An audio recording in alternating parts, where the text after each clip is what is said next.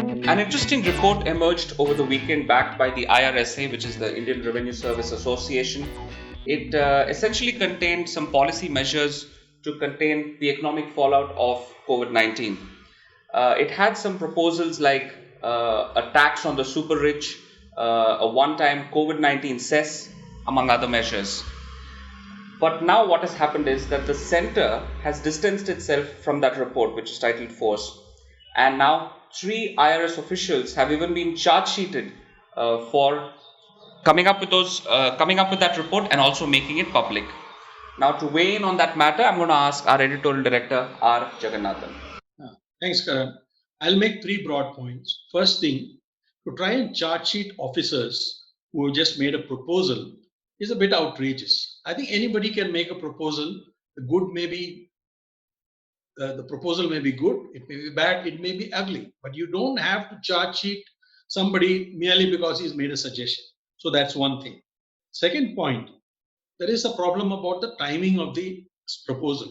If he had been proposed in 2007, when everything was booming, the economy was booming, everybody was making money, general poverty was reducing, there is still some rationale for it. Today, not a single business has made money in the last 2 months. Most businesses are shut. Most wages have got frozen. Some people have lost jobs. Entire sectors have just gone kaput. And now you will suggest higher taxes. Higher taxes on zero income will get you zero. Zero into zero is zero into any number is zero. So you have actually done the wrong thing. The last thing I will say is theoretically and ideologically, you can have a position that the rich must pay more and the poor should pay less. You can take that position, but that's an argument for another time, another event, another situation. But right now, everybody is poor. Even the rich and the richest are actually losing wealth, whatever it is. So this is not a good idea. And the last point, which I'll actually make, is that India needs entrepreneurs and investment. In 2018, we are said to have lost more than 5,000 high net worth individuals, millionaires. They left India. Now, if the wealth creators, the entrepreneurs, the people who are going to create jobs start disappearing, are you going to get them back by saying, come back, we're going to soak you guys, come back? Come on, that's daft. Overzealous bureaucrats, or because how can this happen? There seems to be a disconnect between the center and the report being formulated and released. Actually, it does sound like overzealousness, or maybe some segment in government wanted to float a trial balloon and might have said that why don't you try it out and let's see what's the reaction, right? But I don't think this made sense for a government to have egged these guys on to do it. Because don't forget, just last September, this very government announced huge cuts in corporate taxes, right? To 15% for most companies and for new manufacturing companies, and 25% for the rest.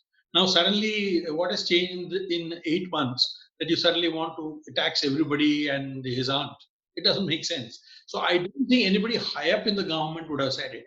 But somebody lower down might have said, why not try a float balloon? And if it works, we can take it to the bosses and earn a pat on the back. It's possible. But in any case, it's not certainly not coming from the top at a time when the government is talking concessions, all kinds of things. We are talking about revival rescue packages. That does not sit well with an announcement of trying to propose higher taxes. Jaggi, in terms of the exact policy measures that have been suggested, should we treat it more as a one-off, or is it still some sort of that old mindset that is coming up? Because if you see, like you mentioned in the corporate tax cut case, we've seen that we are cutting taxes, but then all of a sudden we have these measures that are signaling a sort of going back in time. Should we take this as a one-off, or is this how? No, I think the bureaucracy is capable of coming with bad ideas all the time. For the simple reason, they try and work with what they already can see in front of them. They see there is a tax rate and they take an Excel sheet and say, if 25% becomes 35%, we will raise X amount. This is the kind of mindsets they do. They don't see what long term structural damage they will do, because by the time they may be shifted from finance ministry to whole ministry and they don't have to answer for it. So the point is they come up with what they think is a simple Excel sheet solution, which is mindless. And typically the bureaucracy doesn't think through what it proposes. today and what long-term and medium-term consequences it can have. I can understand in a war-like situation, you say everybody must pay more.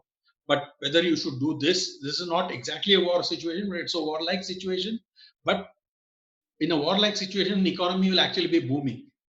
We are in a different kind of war where the economy is crashing and coming to zero. And this is not the same thing like asking people to be patriotic. This is about people not having livelihoods and you're saying, let's tax them. This is Shylock saying that I want my pound of flesh. Yeah, let me cut your muscle so that maybe this is the way of paying back.